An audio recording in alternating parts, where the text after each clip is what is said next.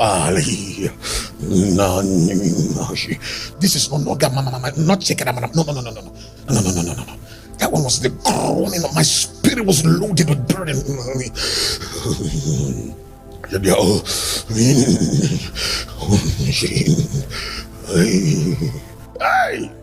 Something was burning on my body. Pastor Pierre did not know. He didn't see that one. I transfigured. By the time we entered the hospital room, the mother, the family, everybody was there crying and all of those things. And I looked and everybody was there. I said, all of you. Oh man, I can be very rude, eh?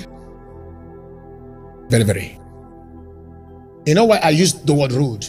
Because that's the only language you can understand. Because sometimes what you call rudeness is not actually being rude. It's being spiritual. But it is misunderstood as rude in our secular world. Because that's exactly what Jesus did. When he got to the place where he raised that child, he asked that all of them be out. But now, an average person will see it as what? Rude. See that? So, and I said, please, would you be kind enough, all of you, to leave for a few seconds? All of them left. I said, can you? I need only the mom and the father to stay. They stayed, they left. Now, I have now a mastery after my dealings. I walked straight to the child. There was no prayer. You don't pray for the dead. You raise the dead.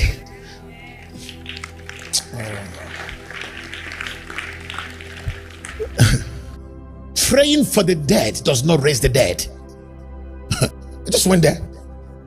Because after my dealings and the fastings and my sanctions and the things I saw and what the Lord told me about the realms and dimensions and traveling into the realms of the dead and being able to sort into that dimension and summon the souls of the dead and bring them into their bodies. So all of this, I knew what was going to happen. So I took the child. I took the face of the child.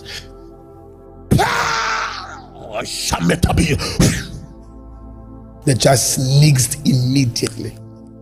Instantly. Pastor Pierre is still alive. The child sneaks.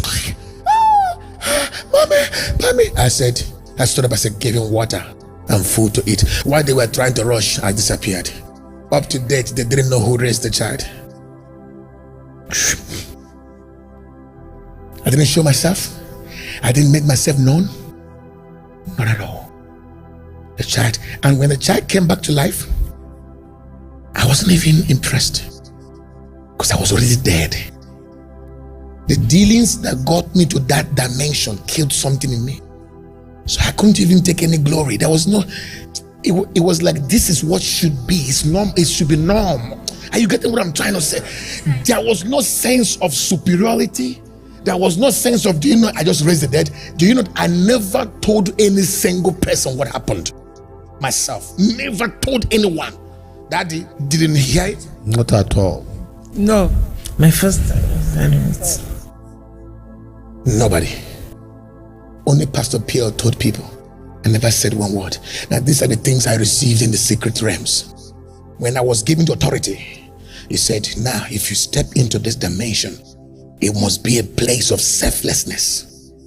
That if you ever seize any portion of the glory, you'll be recalled. What we carry is so dangerous that if we share in that glory, you will hear that I slept, I'm dead. You hear that I slept and Pastor John is past. We are easily recalled. Men that carry what we carry don't live long. Yes, we don't live long. We have a very short life. And let me tell you why. Why is because what we carry can be what perverted. So if God sees that you're about to corrupt the glory, he takes you straight away. That's what happened to Moses. It's there.